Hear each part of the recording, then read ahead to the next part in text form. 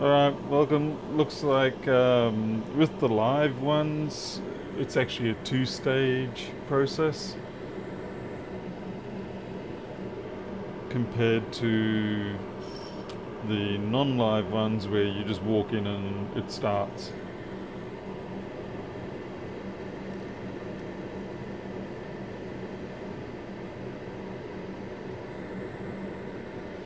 So that was my bad there. Oh, no wonder I'm having dramas. There's all sorts of gunk on the back of this. Someone didn't clean the stencil before they put it away.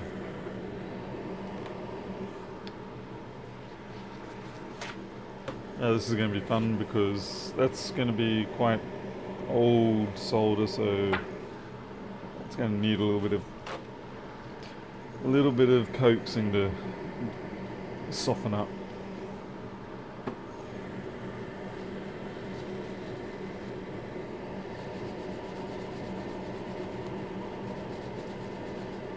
Yeah, different bunch of things we're building this time around.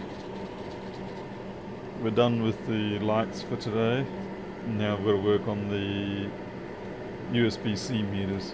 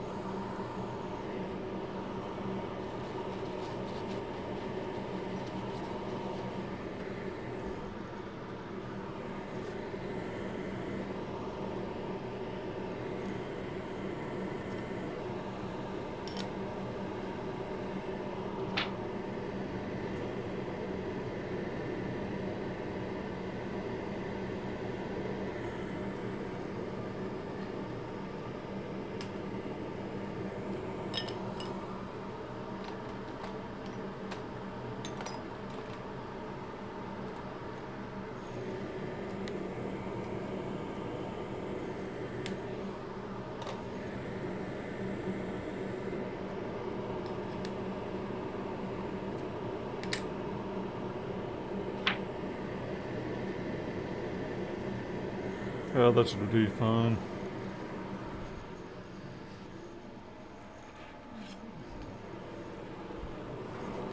I don't have a lot of paste left, that's it. The reason why I can't seem to buy any more of this particular one is because the manufacturer actually stops making it.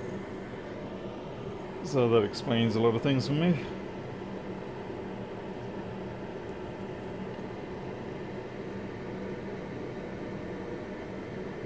So I need to be slightly sparing. Slightly sparing, not too sparing.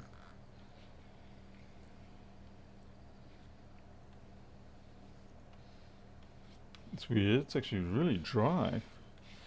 Shouldn't be.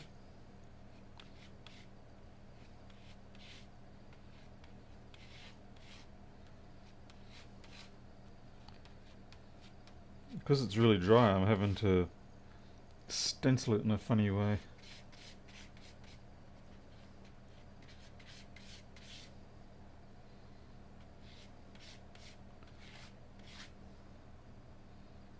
Okay, I shouldn't say really dry, it's just dry.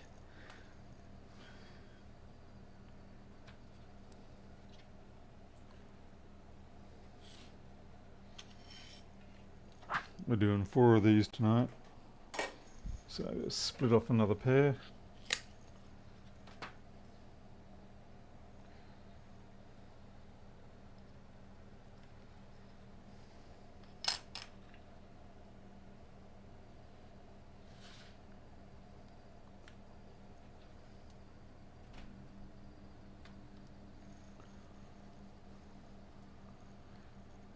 Hey there, Sudi. It's been quite some time.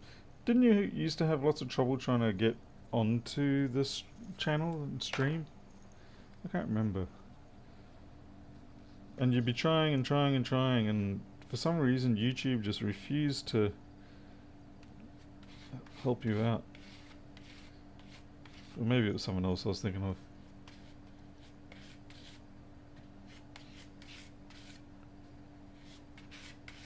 Okay, there is a bump or something up here and it's lifting up the stencil.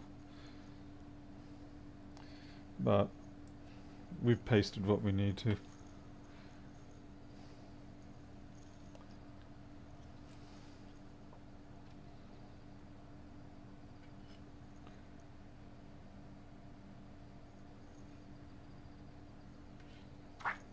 Alright.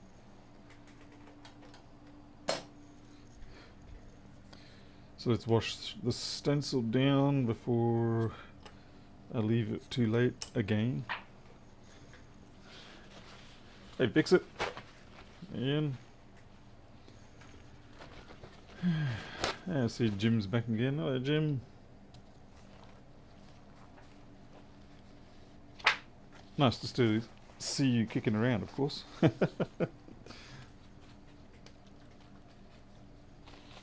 Good to see that the birds haven't Alfred Hitchcocked you either.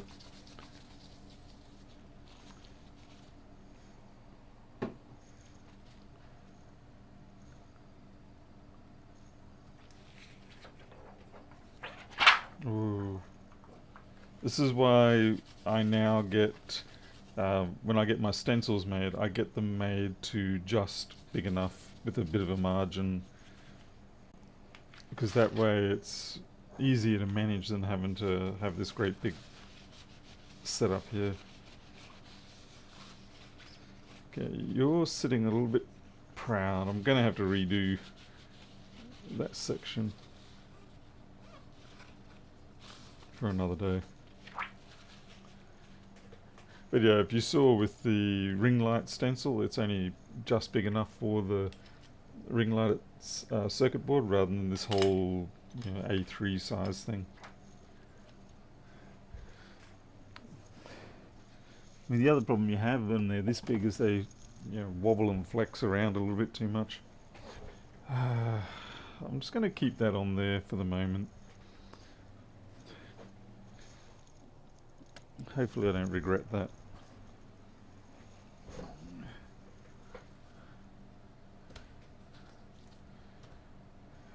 Okay, where's my boards? Alright, so we can do the board assembly a little different compared to, say, the ring light. We can just try and populate all four of them concurrently. We'll give it a whirl, see how we feel. This is a more fiddly board to populate. Smaller parts, lots of them, and they're all a bit different.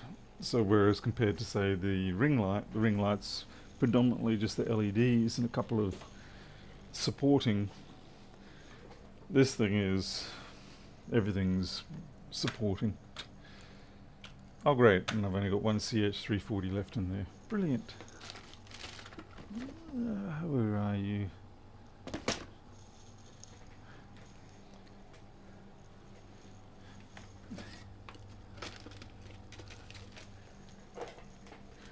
Good thing the paste lasts 24 hours in the open.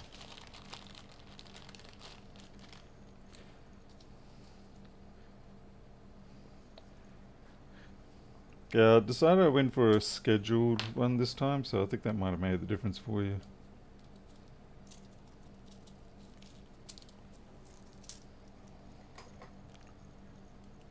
And yeah.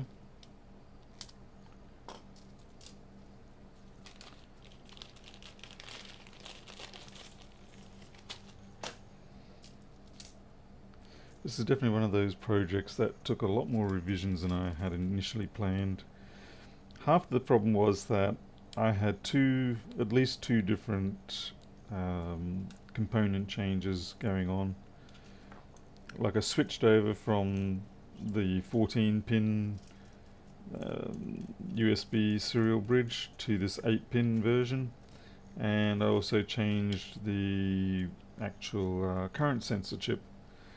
It just happened to become available after I'd already pretty much finalized the earlier design, and then it was like, hey, that earlier design you finalized, are you interested in changing everything again? And I'm like, no. Yep, sure enough I had to. Joho, no, I haven't looked at that one. Didn't even know Loctite had a paste. I mean, I need something that's comparatively economical. What the hell? These aren't coming out. Static.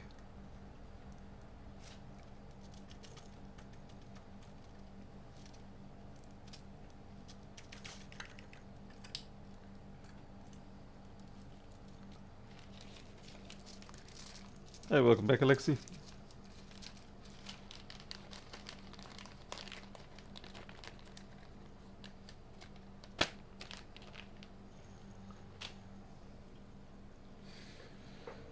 Let's stuff the easy things first, like the shunt.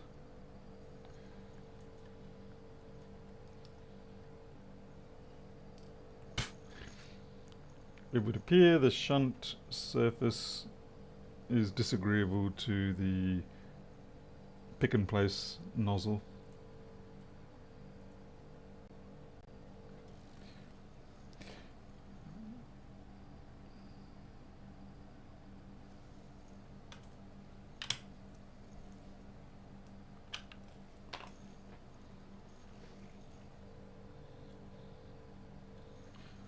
That's the other thing, I need a staging board.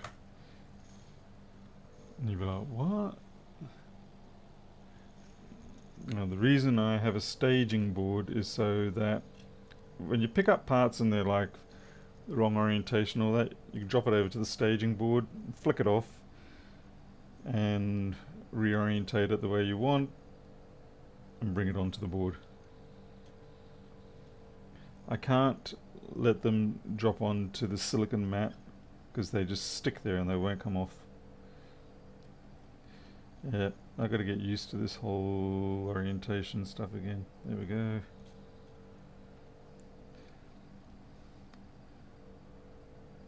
Considering that this pink nozzle is not like rubber tipped or anything like that, it's just flat end metal, it does a pretty good job because I can pick up basically everything from 603s, maybe 402s, sometimes 402s can get jammed in there, all the way up to SO8s, and it works fine.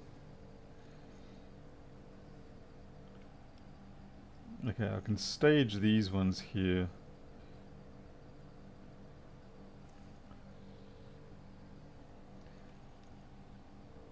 Can just see the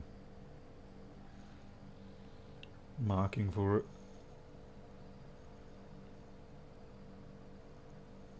Hey Ben Wilson.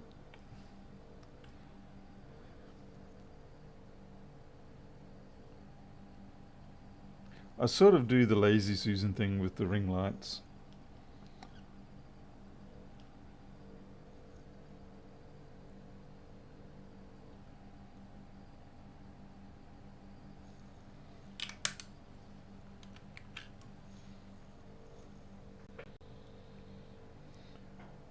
These SOT23 chips, regulators, they are probably the ones that I find love to get, they love to land in the wrong orientation 90% of the time.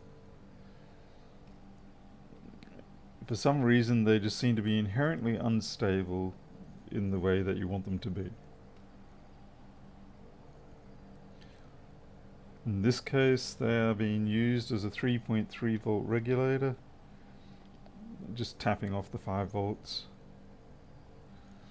There.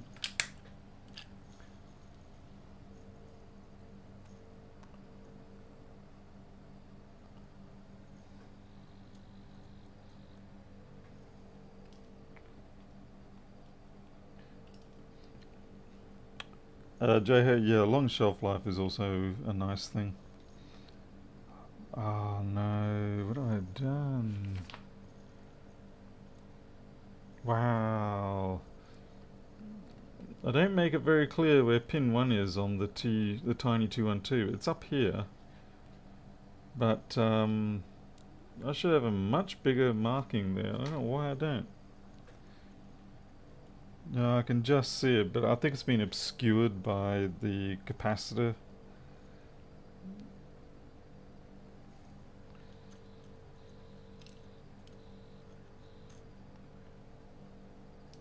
You lousy little... I could go up a bigger nozzle, but then that will definitely eat the 603s, and I don't want that. Push come to shove, I can always just pull out the tweezers and use tweezers to put down the bigger things.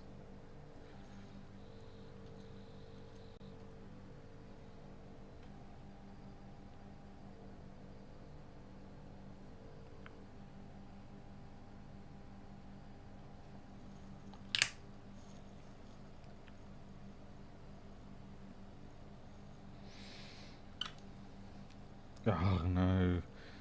The only trouble with 603 LEDs is that from the top, with my vision, I cannot tell which way they go. They have to be done under the microscope, unfortunately. Alright. 4K 7s, and naturally 90% of them in there are upside down.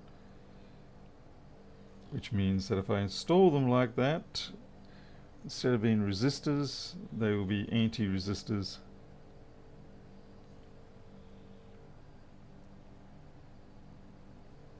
I think I've had a little bit too much coffee today. I've had about 3 half cups. And it's making me need to support my wrist.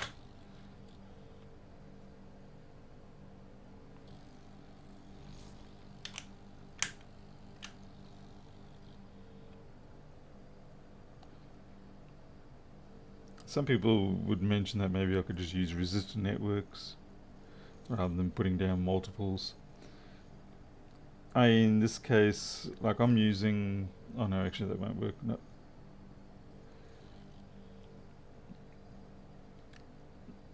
Like if I use a 4 resistor network for 10 ohms and 4K7, then I'd only have to do one part placement, and obviously I'd waste the other 2. But compared to the cost of normal 603s, it's a little hard to justify going with the resistor network.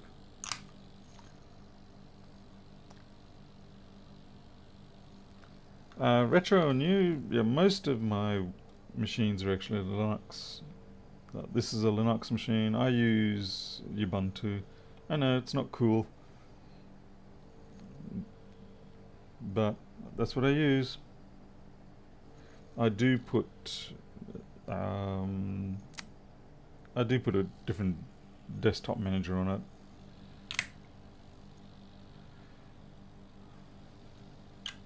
Oh geez, no 100 nanofarads. What's going on in this world?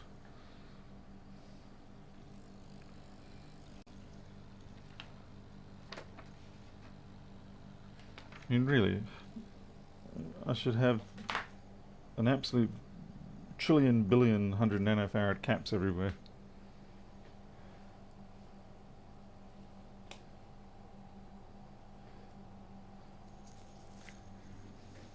And let me just find them. 603s.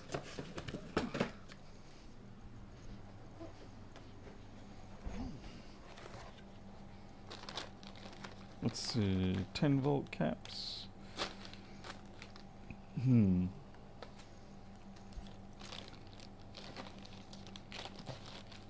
No, that's not the right set. I should have a reel of them here. Oh, here we go.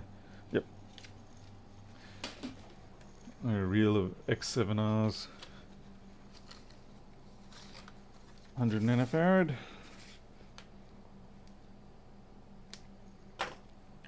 Clip off a section.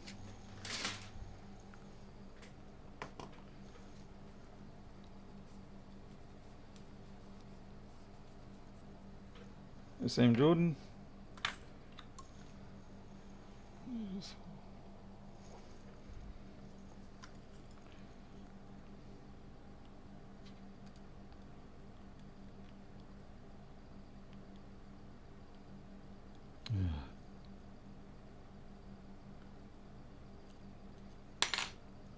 I kind of got to do this away from here.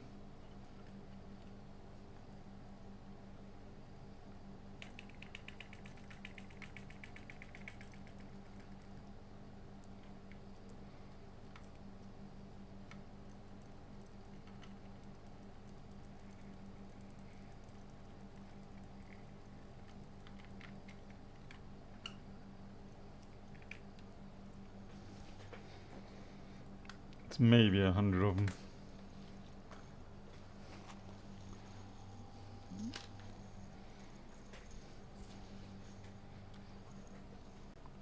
Hey Keith McDermott. Yeah, it's more a case of I've got to get the work done. So, well, that's pretty much the only thing I can say. I've got to get the work done. Anyway, and now we just, as if we've got a salt and pepper shaker, we're just going to scatter 100 nanofarads everywhere. Whatever sticks to the glue gets to stay. Those ones kind of have to stay. They are for the boost that drives the LED backlight. Not the LED backlight, the LCD.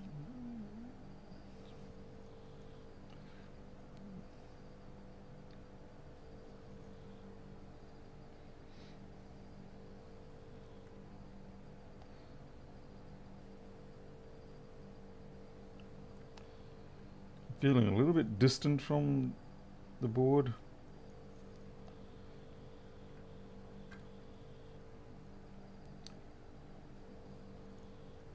I have seen some very nice support. What the? Is that my phone? Yes, it was.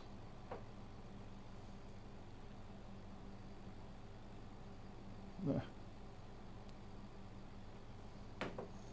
I've seen some very nice support setups for doing pick and place and making sure everything is upright and takes the shakes out of your hand and all sorts of stuff. But at the end of the day, they really look like they take far too long per component to do the installations on. So maybe it takes me 3 or 4 seconds per part here, but their contraption would take more like 10 seconds per part. And so it's very nice because it gives you the steady hand, but it just doesn't quite work out as being practical.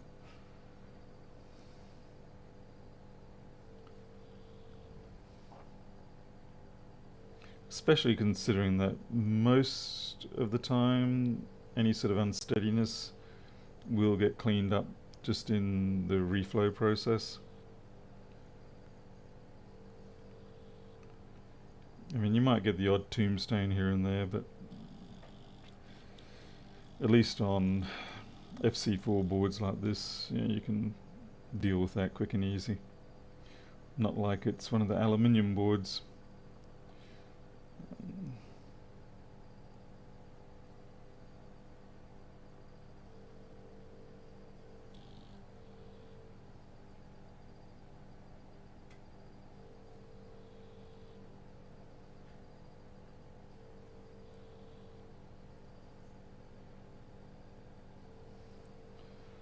I knew I was missing one there. I just couldn't get my eye to see it. Alright, now we've got to fit the LEDs. John, because I'll leave that to someone else. Yeah. Okay, LEDs.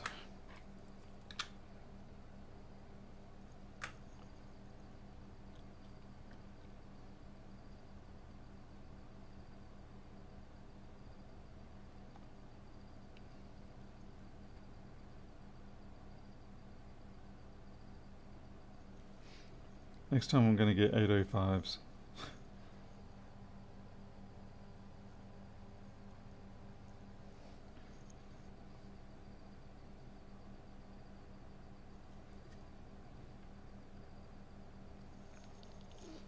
Hey, phone repair.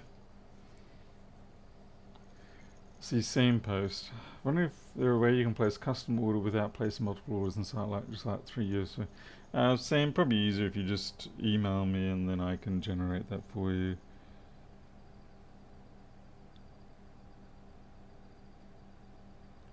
Yeah, just send me an email, pldaniels@gmail.com or whatever. Let me know what you're after.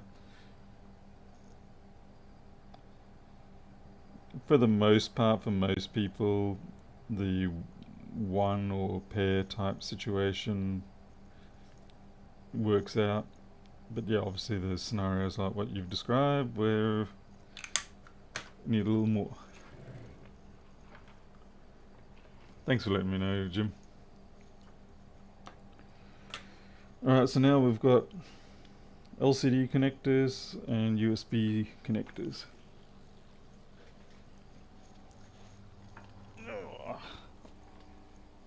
Actually, I hope I've got enough of everything.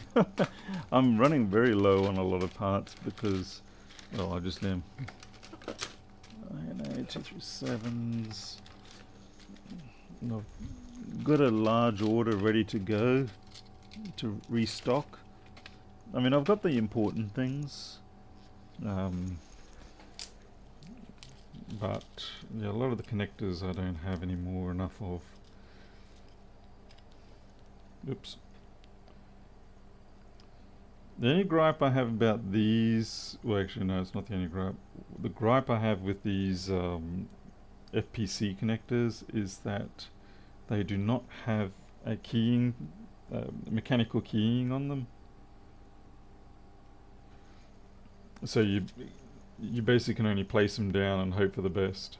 There's no real mechanical strain on them, but the mechanical keying does help you line them up better.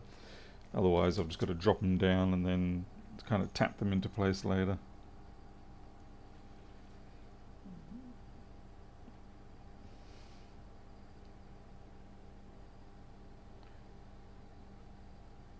It's just one of those, it's a nuisance but live with it type things. Okay. Oh, where did I put my USB-C ones?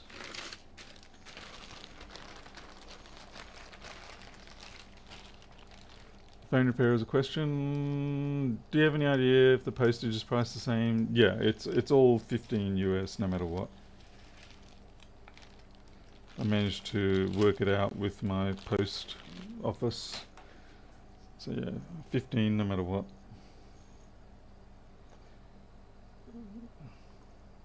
So you fixed a 30 Mac Pro, 30 Mac Pros in the big machines.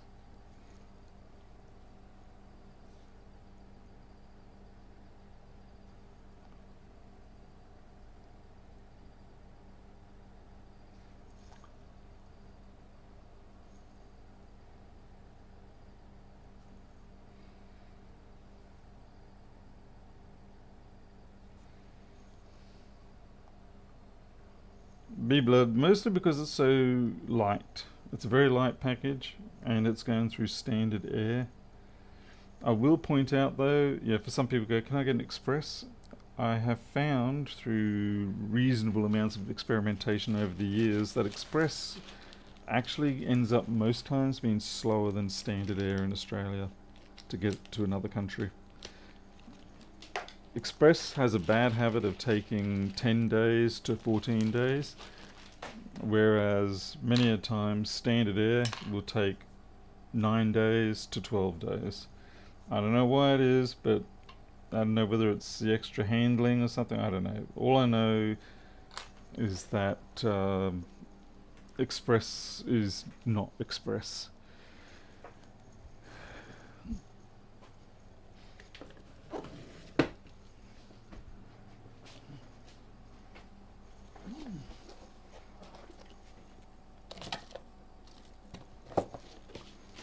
These are the last of my USB minis.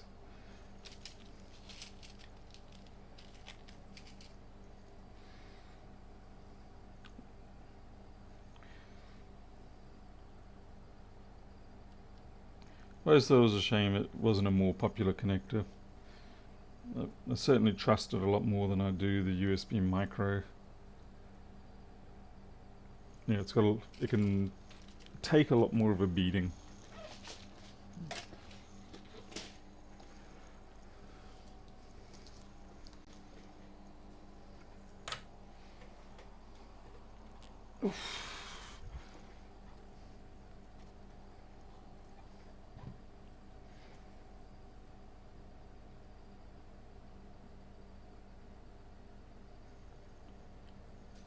Nah, I'm not going to be able to fit both of them on at once. Oh well. I was kind of hoping I could fit all four on, but looks like it's 2x2.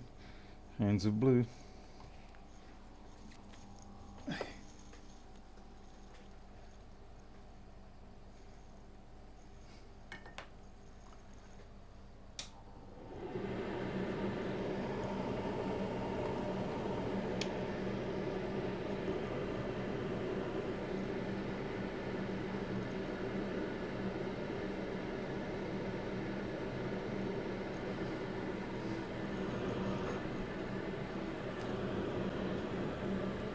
I think John is trying to stir trouble there.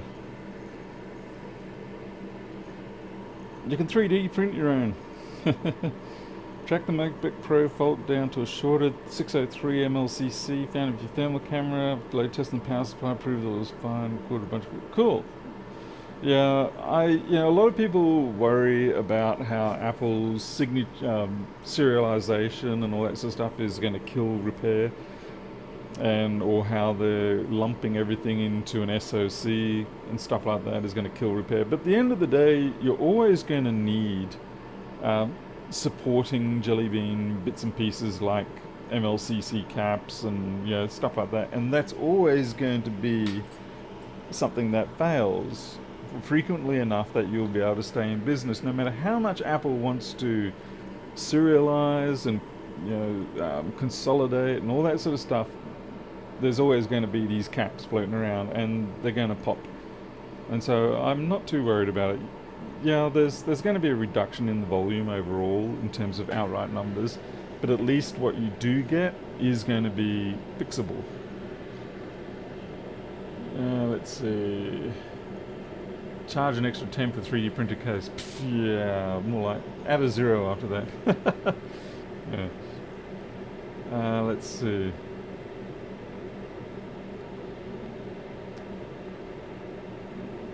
Question. Was there another question there, Alexa? Did I miss somewhere?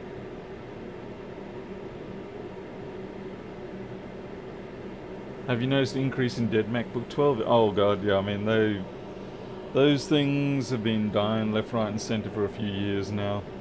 Basically, the 1534, 1932, 2179, those three, they all have a very similar chip CPU design style, and they're just dropping dead everywhere.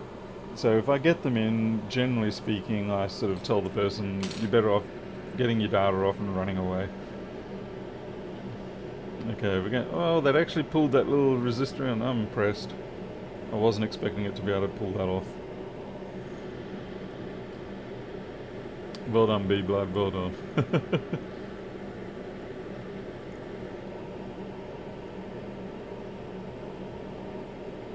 Okay, we just got to wait for these sections up here to...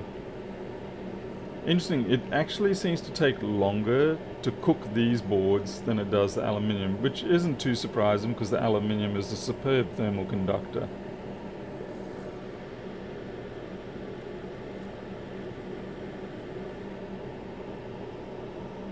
Well, it's taking a little longer. I actually might have to crank this up.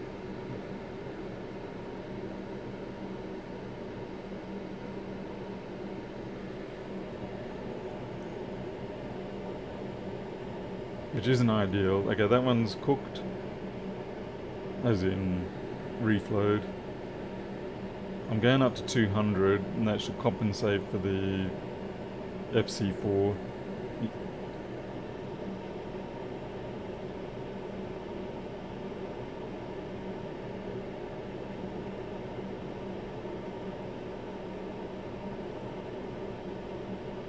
Okay, starting to reflow there now.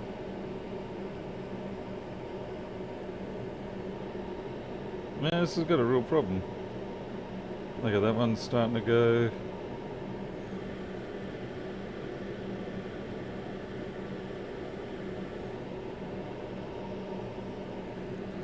Alright.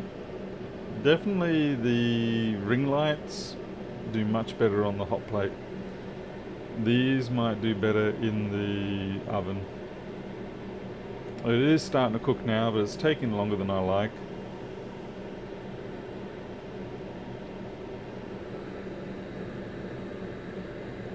And then you get small issues like your window of opportunity to adjust things kind of gets...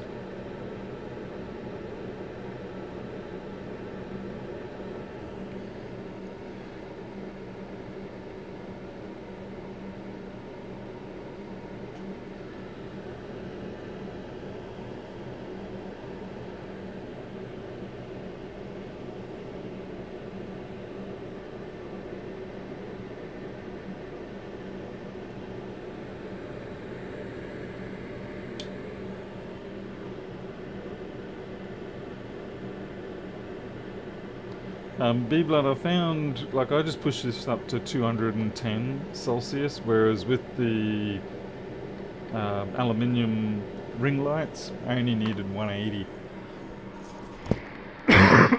Sorry. Sorry, about 185. So the aluminium ring lights really did stick to the melting temperature of the paste. Whereas with the FC4, it's taking quite a bit longer.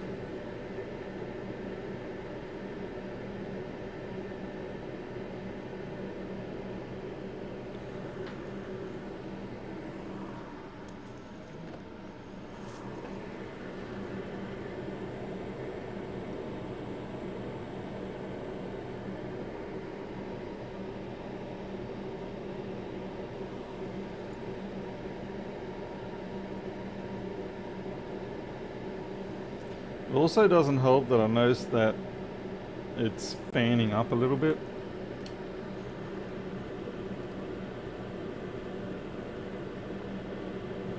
So hey there, Phil. So what I might do is actually stick to doing these in the oven. The reason why I don't like using the oven on live stream is because I've got to leave the room for 5 to 10 minutes after the oven's used, because it just fills the room up too much smoke and nastiness. What I should really do is put the oven outside. Interesting, this is actually very quickly jumping to it, so preheats looks like a big part of it all. At least the fumes are getting drawn off.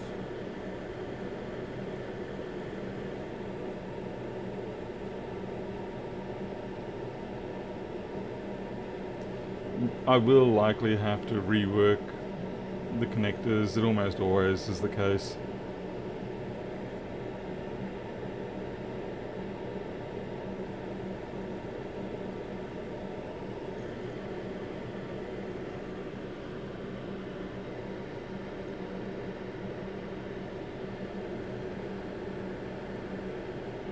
I just noticed that connector is a little drifted. Good enough. Okay, turn that off.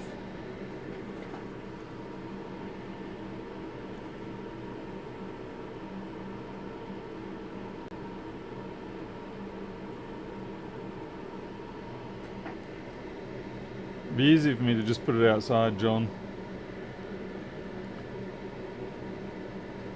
I'd take a walk outside, put it in there, come back.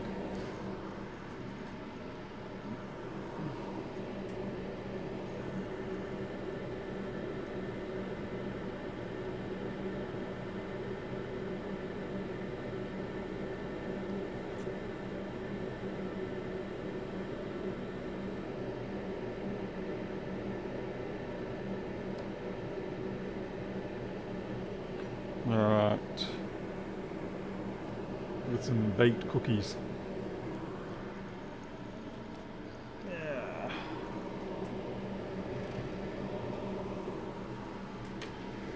And don't touch the surface. Not unless you like the sensation of burning alive.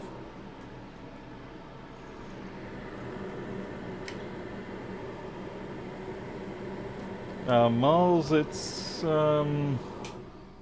Yeah, we're still sort of low 30s during the day,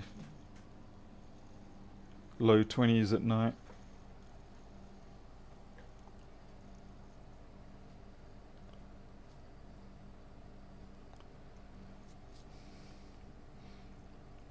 Definitely you're not going to make one with something like a 8-inch hydroponics extractor.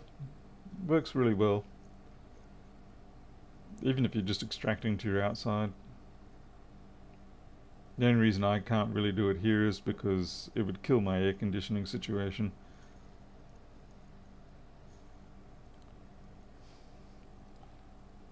So I might just put these cookies up against the extractor.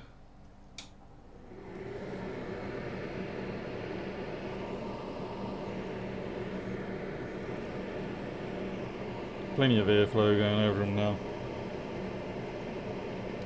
So at this point we now have to go and check to see that things are actually soldered properly. And there are little displays.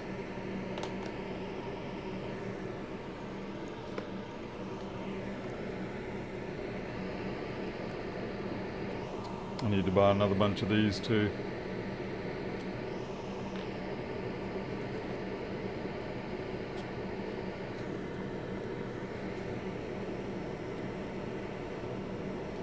I do find it frustrating, however, my supplier won't sell me ones without the backlight assembly unless I buy 1,000 of them, but they're used to sell them. It's like, it's the lesser product that all of these now have backlight assemblies, which is this white part on the back, and I just don't use it. Hey there, Tony W. QC, I need QC stickers, yeah. That's, you just put QC stickers is just a case of you put the sticker on and that's it. Quality control has been done. That's all they're there for. Okay, let's snap these over. At least you can actually snap these ones. For many years when I was using Gold Phoenix as my PCB supplier and I would ask for snap off, I don't know what was going on with their cutoff wheel or something, but it did such a bad job so many of the times that you would end up delaminating the FC, the fiberglass when you try to snap. They just really didn't put any effort. So in the end I had to just start getting my own knife and cutting down before even attempting it. That was quite frustrating, but yeah, things have become so much better these days.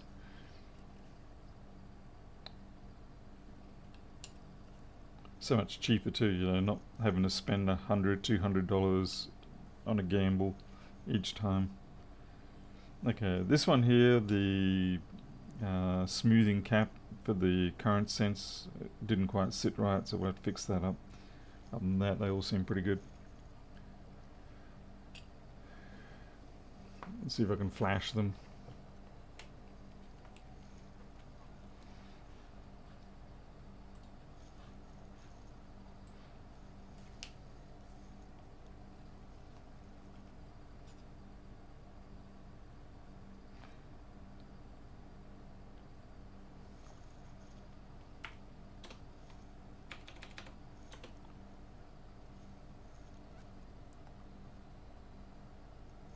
Okay, that's good.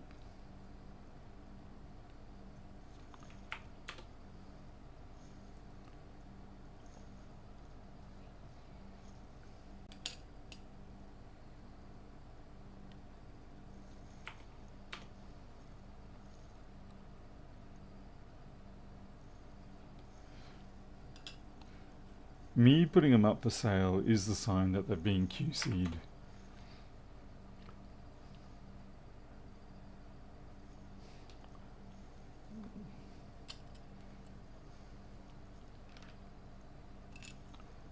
Okay, so which one was the one that needed the okay.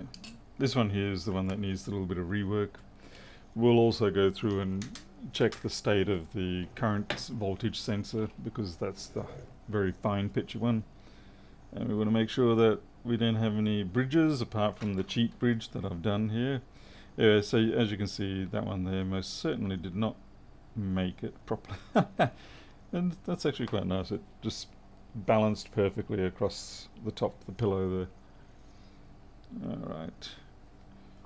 I don't want to put too much flux on here because I don't want to be cleaning it up. So just a little smidge there and a little smidge there. That's some Jason Vilma style rework there.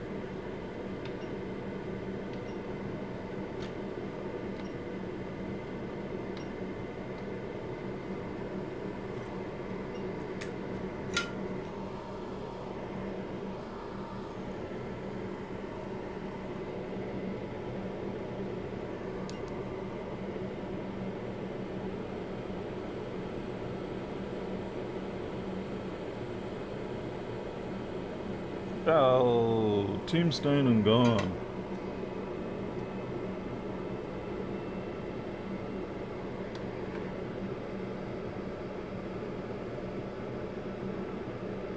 Dead bug.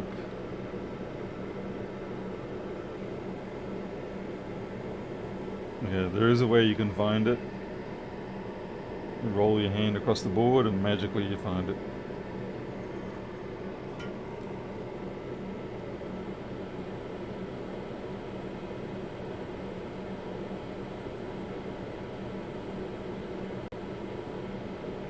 Beautiful.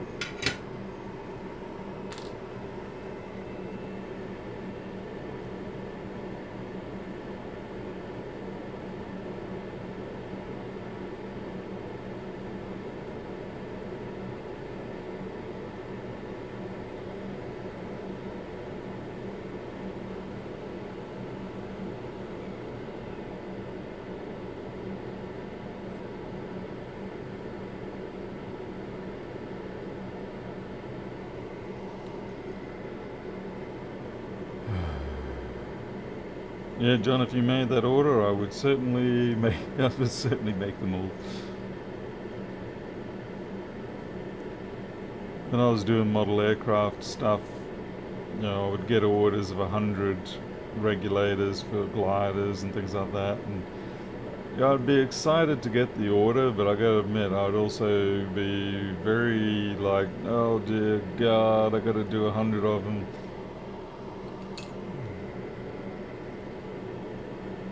Okay, so that's a little offset, but it's... Okay, my main concern here is that pin there connected? Yes, it is. Yeah.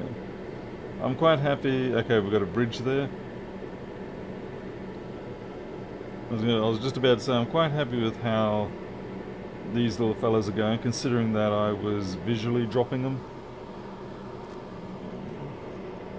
How long would it take me to make... Let's see... 20 minutes a piece. 400 minutes, push it up to 600 minutes, 10 hours in theory. In reality, let's call it 3 or 4 days.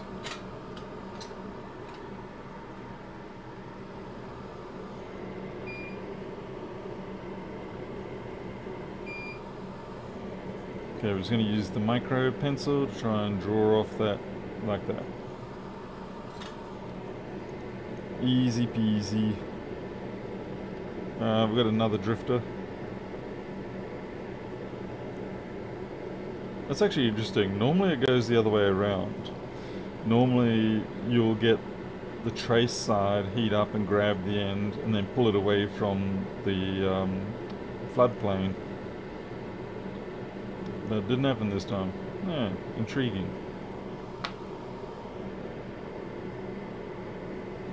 Yeah, you got to take breaks, otherwise you will burn out. And I think that's the hardest thing, is managing... I know John's been just entertaining here, but it also does bring up very real things, and you know, trying to manage your energies is half the battle.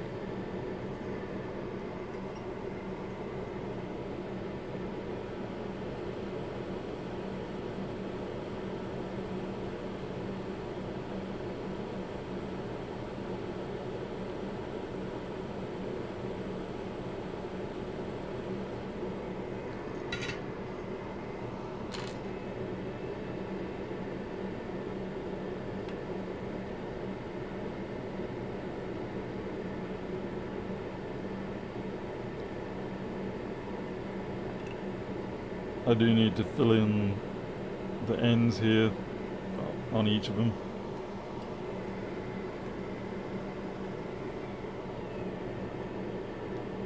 But yeah, realistically, John, I would say I would aim for 4 or 5 a day would be where I want to be, because I've got other things to get done. There's another one that didn't sit. So that's more like what I was talking about.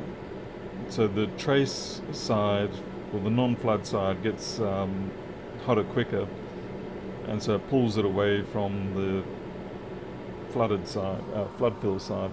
That one there will just put a teeny tiny dab of flux and then hit it with the iron.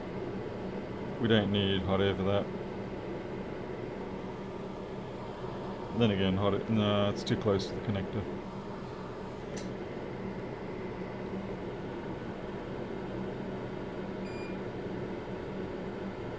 There we go. You gotta love working with two-sided boards. Yeah, it's not like you're trying to fight with the MacBook 12 layers or whatever with a full flood ground plane each layer, every second layer.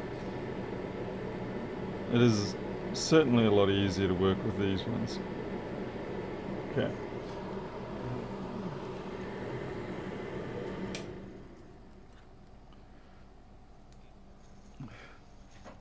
Well, setting up all the cat stuff is also good for monotony breaking. Plus I've got my programming, plus I've got my normal administration stuff. Okay. Trust me, the backlight on these things is just woeful. There's just no... It's woeful. That's all I can describe. Okay.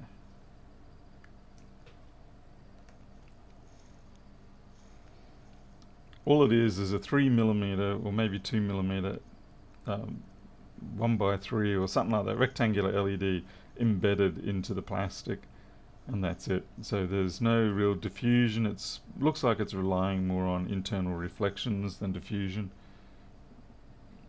and it just does such a bad job of it.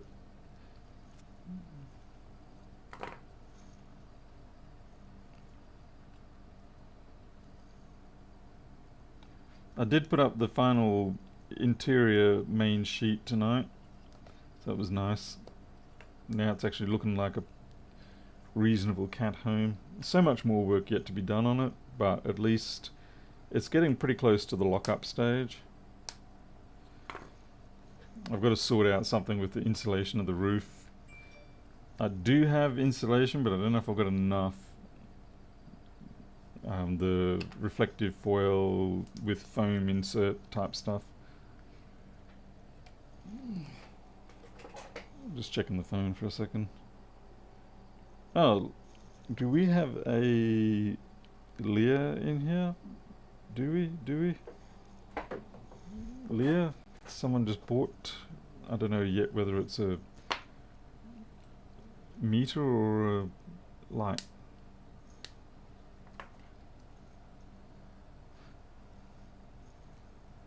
Even micro repairs, right. Thank you very much.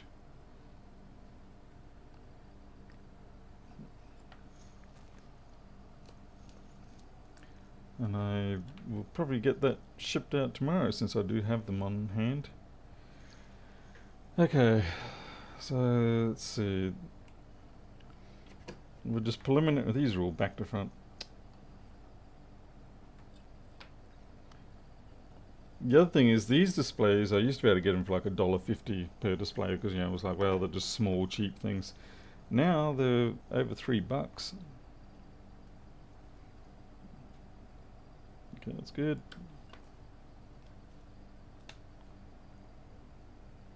Good.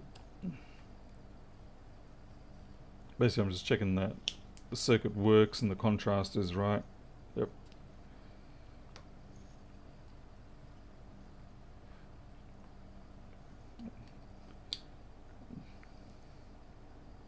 Okay. Oh, good there. Yeah, the ring lights are certainly something you don't really notice how, I shouldn't say how bad, but there is a notable difference between these ones versus the 144 from Amscope. And I bought the 144 from Amscope thinking it was, it was going to be a better one, and it was. It was a good one compared to some of the other people's.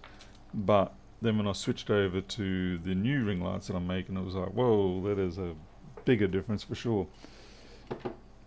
I think the thing that really I like is the fact that I can put my hot air wand almost upright, whereas with the other ones, the diameter of the ring light of the 144s is like out about here. You can almost fit one of my ring lights on the inside of one of the Amscope ones. Let's see. I need some tape. I gotta get some tape. I need some Tessa tape.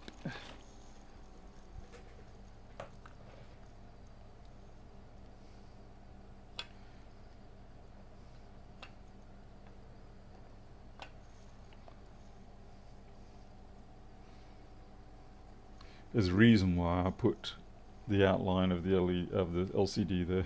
It's so I can have a reasonable attempt at getting it lined up.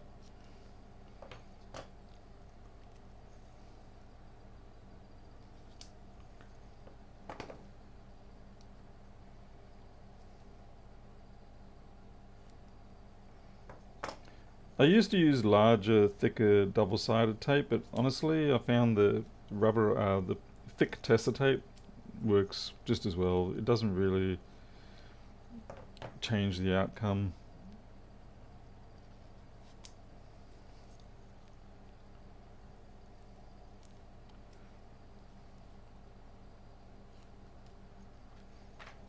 Oh, B-Blood for the cat house. Thank you very much. $20. That will get them a shelf. That's the other fun thing I've got to work out, is how to optimize the limited amount of room that they have. It's kind of crazy. I'm probably going to end up spending about $8,000 building this house for them. And it's still only giving me, internally, 2.2 by 2.2 meters square, which is not a lot. And you kind of think, why don't you build bigger? And I guess the reason why I didn't build bigger is because A, it starts attracting unwanted attention from certain, what do you call it? Bureaucratic elements. And also 2.2 just lends itself naturally to that's 2.4, lends itself naturally to a lot of pre-existing sizes of hardware that you get.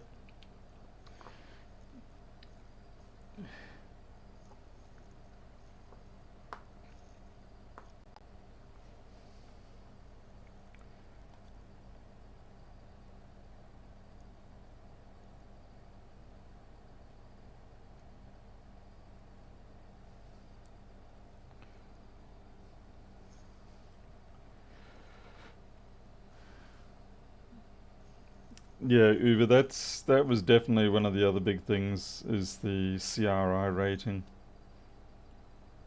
You find you can get away with less lux with the improved CRI, and yeah, your recordings come out much nicer.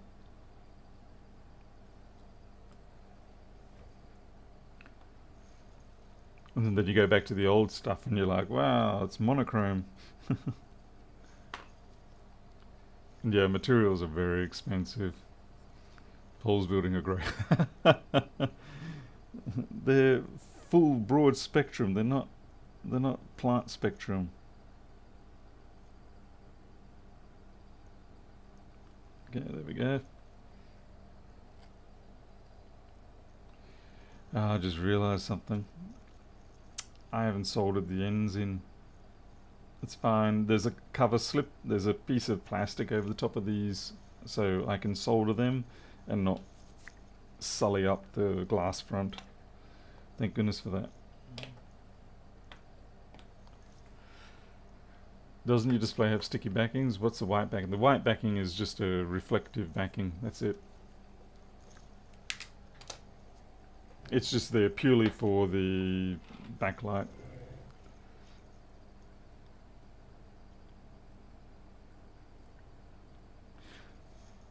So this is at about, I don't know, I think it's about 80% brightness, and I can go all the way up.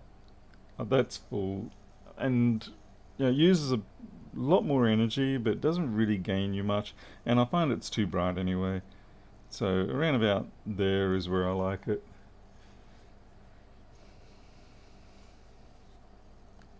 Oh, Sam had a question regarding your software. Oh man, I'm really not keeping up tonight. Sorry.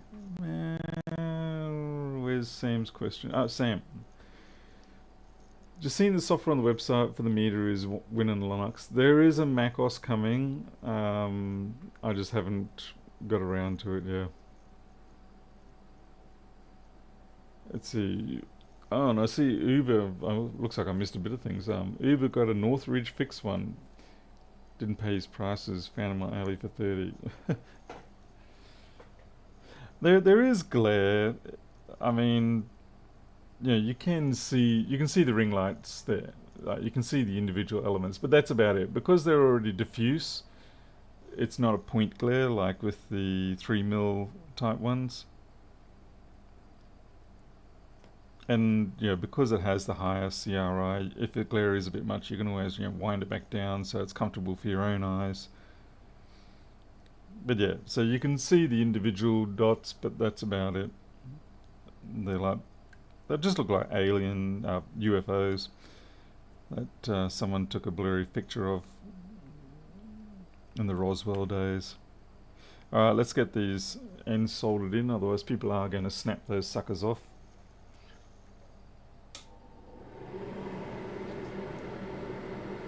Northridge sells a light that is off-center. Oh, okay, so it's one of the gooseneck type ones. I haven't looked at the stuff. I mean, the gooseneck ones are useful. They have their place, and then they can be used as a complement because sometimes direct overhead light can be a bit much.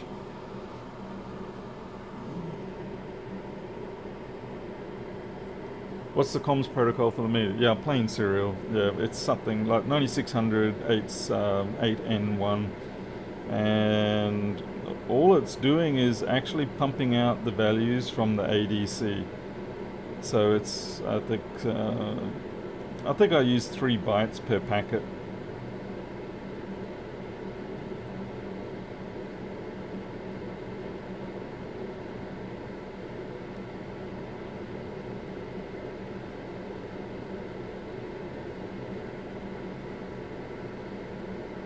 And I'm just doing blind transmission. I'm not doing a request and send SCPI or anything like that. It just pumps it out.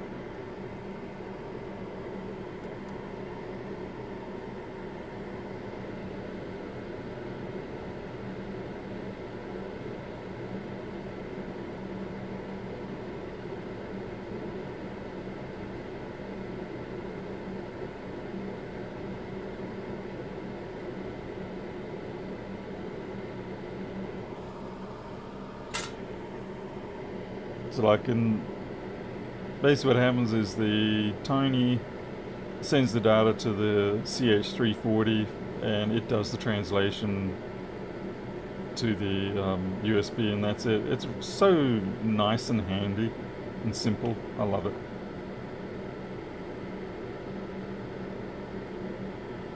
Just making sure I've got some wicking. Yep.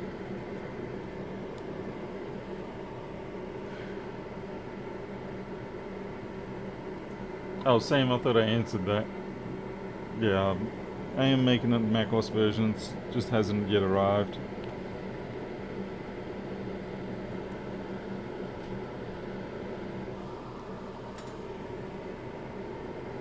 Yeah, very easy interface. Yeah.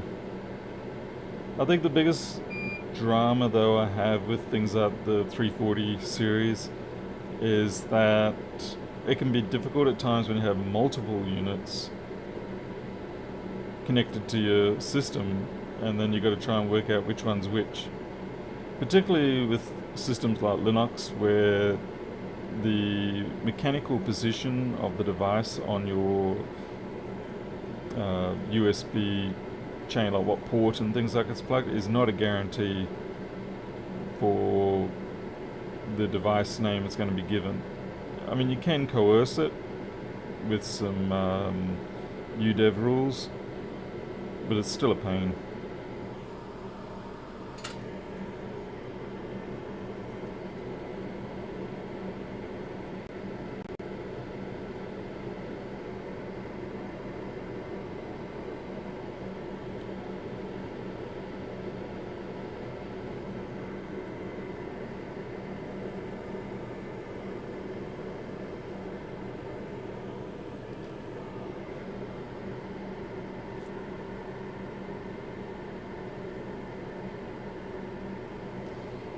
Difficult to say, Tony. I think there may be an improvement overall of the amount of times I'm live streaming. The biggest problem has been just simply being comfortable enough in the evenings to partake in live streaming. Like trusting that there's not going to be a fight outside with the animals, and yeah, just usually nighttime is a bit of a terror for things here.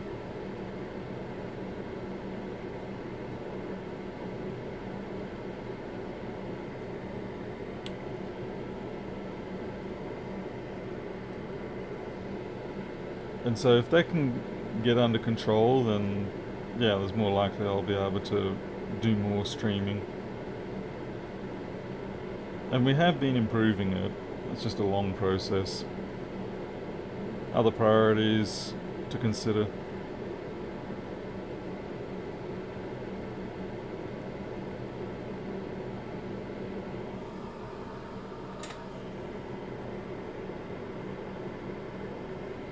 I feel as in better or worse? No, seriously. Like I mean, streaming's good, but I think the biggest depressing factor of streaming is that it has a very awful return on investment, so to speak. Like it's good for your existing viewers. They love it. You know, everybody comes in to say hello. But for trying to capture new viewers, or for just trying to expand your reach, it's not such a good thing.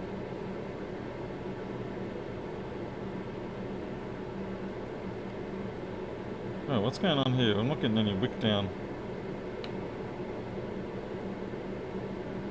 Yeah, there it goes.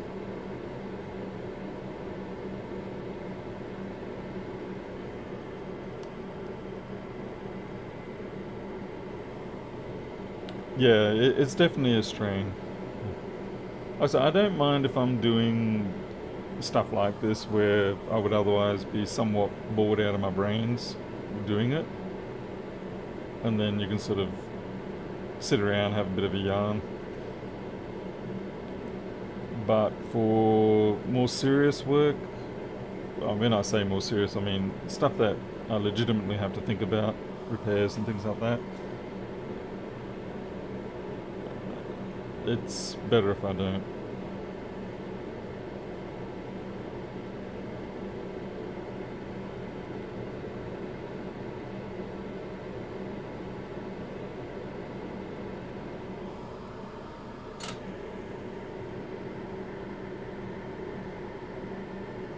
Yeah, that's right, Defcom. Yeah, you lose subs. Like when I started streaming, I think I lost about 30 subs just in the last few days. I got them back, funnily enough, with the exploding LED controller.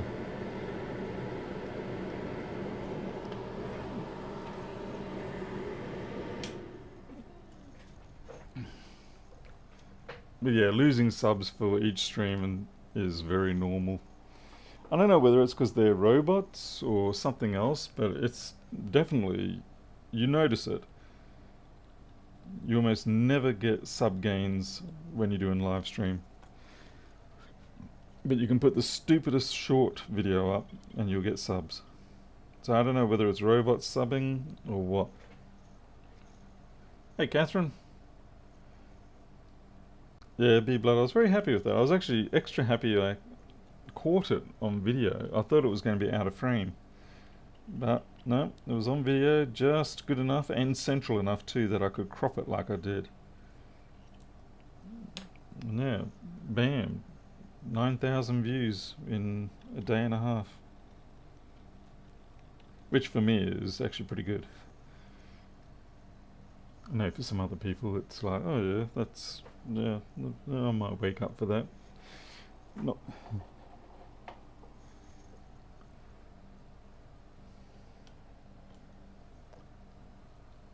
YouTube does do the purge periodically. Yeah, that I'm used to seeing.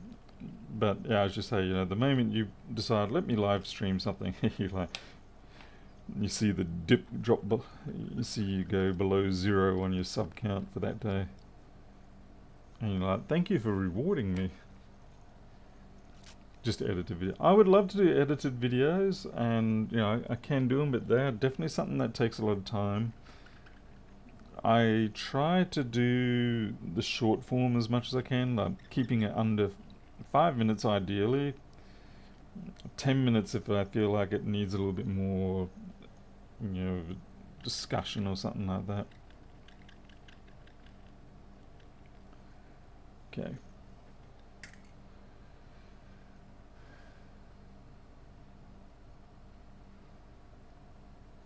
Everyone is a mod here. Oh, not everybody. Just most people. Alright, these are pretty much raring to go. So what we're going to do is we'll bring up the software for it. Just connect things in as we do our test. I need to find a suitable test subject. The only quirk with these meters is that there's only one orientation pairing that the power flows through. It's just because it's a in-cable sensor rather than a actual endpoint on the cable, it just behaves that way. Please don't ask me why, it just does. Now I'm just looking for a thing to use. Yeah. I guess I'll use my crappy old 1706. I've since upgraded to a 244.2. The other issue I'm finding, I don't know whether it's the brand of the USB connectors I'm using or there's junk or something like that, but sometimes crap gets in on the USB-C connectors and I've got to flush them out and clean them and then they work again. It's very annoying, particularly coming off new. Alright, there we go, that's straight away. I just realised I haven't run the software. No.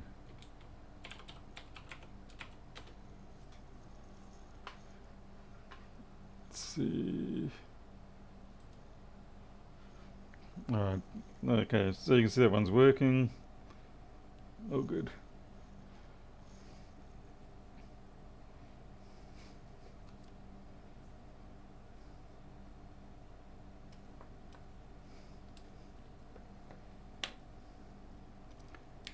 The software does redetect usually.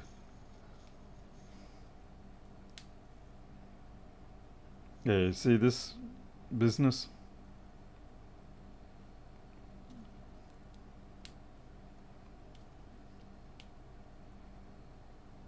Okay, that's one where I'm going to have to check the connectors.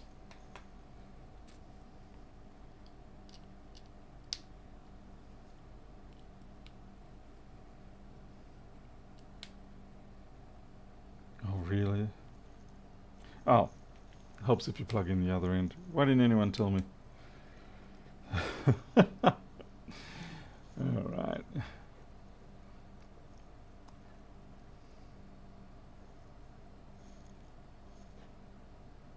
Hey Tom Morgan, how you going there?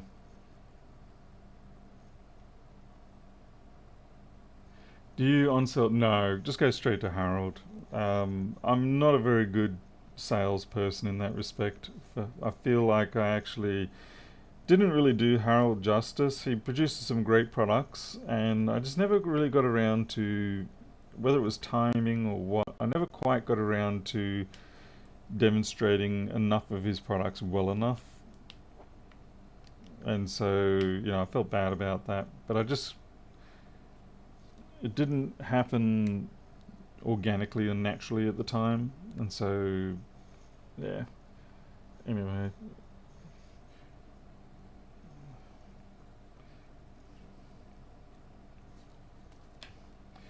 And that's a pretty common thing for me. So people will send me things and like, can you try this?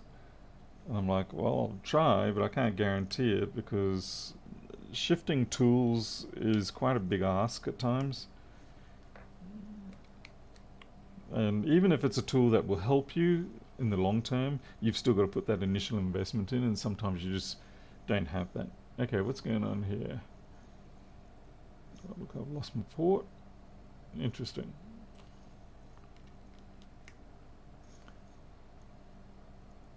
Okay, I can't get the lock on that port.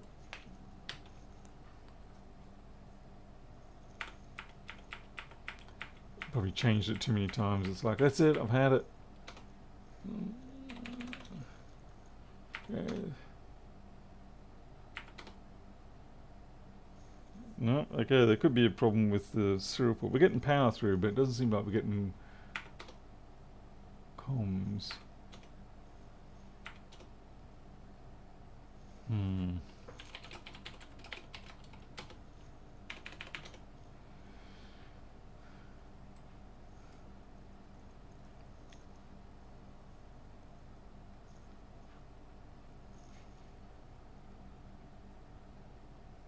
Okay, disabled by hub, re-enabling. Oh, hilarious, yeah.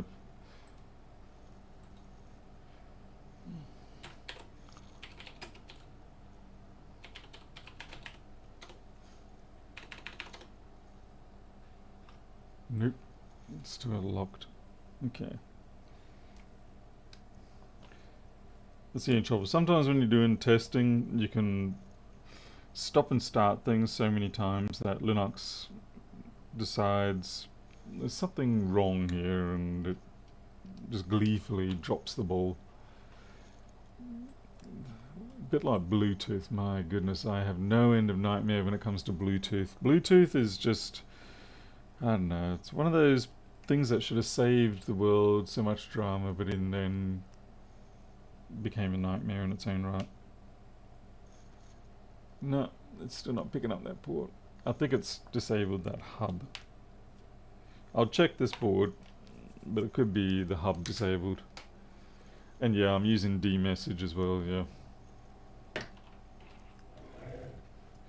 I hate that now I've got to sudo my way into dmessage. It's like, come on. Or is that a pin not sitting down? What do you reckon? I reckon that pin might not be sitting down. But it did. Yeah, that's what the problem is. I just realised I haven't even set my HDR settings on the camera. Damn it. Okay. Oh no, it's going to do this to me. I'm just disabling the camera. I am looking to upgrade my camera at some point. In terms of frame rate and capture resolution, all that sort of stuff, this camera is fine. But in terms of its firmware, it sucks. It just does not remember its settings. There's not enough, and it's unpredictable. And the trouble is, they never put updates out for this. Once you've bought it, it's like, that's it. You bought it. Never expect any update. Anyway, there we go. There's some proper. That's how it should look. Nice and bright and colourful. So, and you thought it was already good enough before. That's what it really looks like.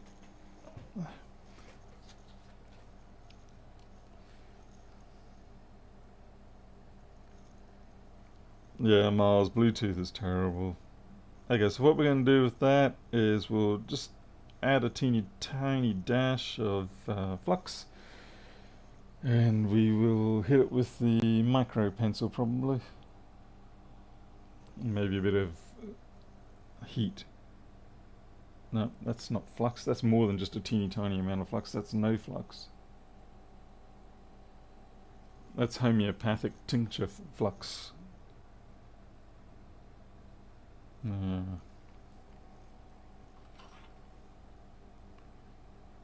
People will like, the tweezers have a memory of the flux, therefore it will work. Okay, there we go.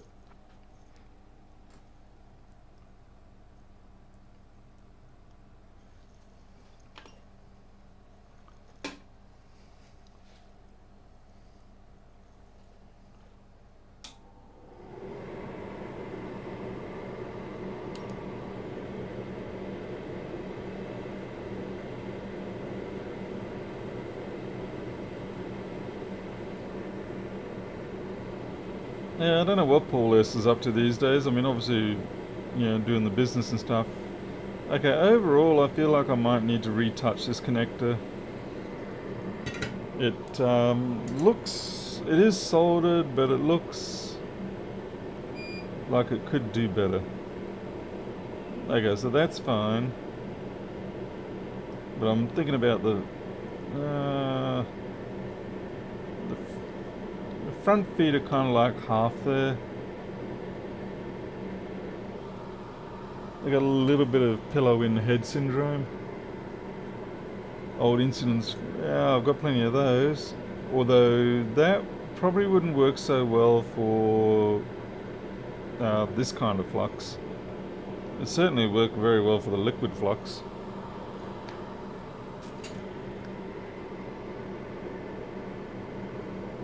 Hey, Francis, when did you slip in here?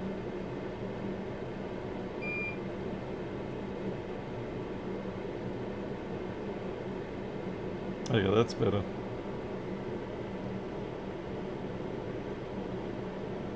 Yep, that's better. It's still not going over the top, but that's not a problem. But the way it wicked underneath, I was happier with that. Made me feel like it actually has made a connection. Might do that back one as well. 28 gauge. Okay, well with the insulin needles I've got, I think they're more like 32 gauge or something smaller, 0.8 mil.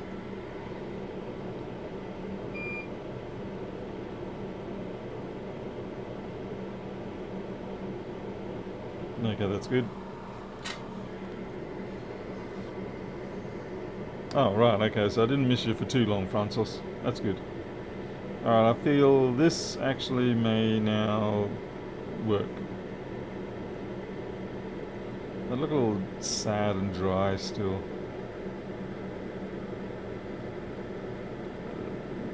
Honestly, that looks like it came out of a Chinese factory.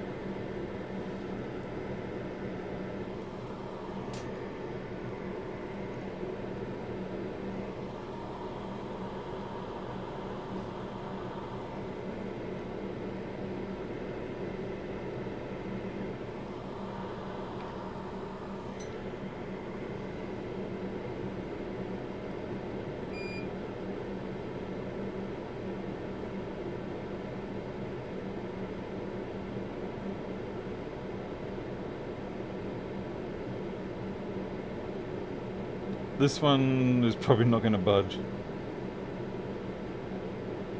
I can see the heat heading up towards the bend. Yeah, okay, that's alright.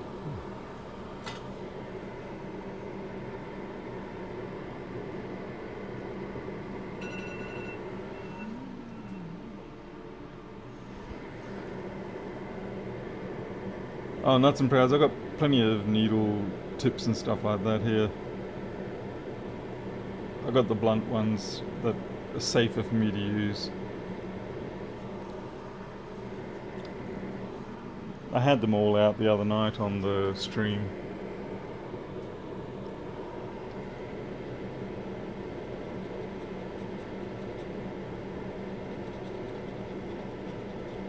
And of course I've got the insulin needles from Micro.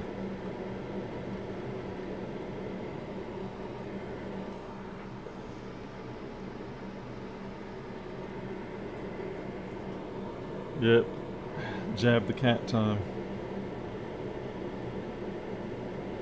Actually got to get him down to the clinic. He's got a lump on the on his underside, just off to like one particular side. It's not significant, but you like to check these things out first, as soon as you can. It's very hard to actually visually see it. It took us forever to try and get a photo of it. It's just very slightly bluish around the area. So I don't know what it is. We'll take him in when he gets his 6-month checkup for his insulin, and they'll probably do a needle biopsy of it probably. So the clinic is aware of it. We're just monitoring at the moment to see whether it grows rapidly or not. So far it's pretty static.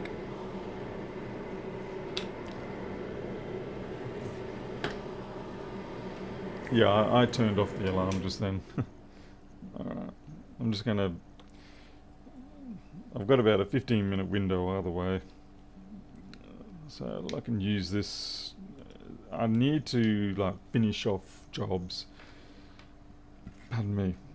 Otherwise I'll walk away and I lose track of everything. Oop, that's the wrong one.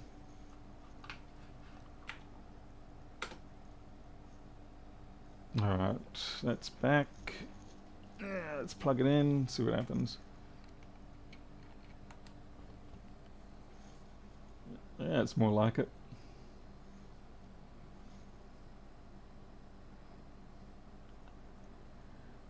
Hey Mate.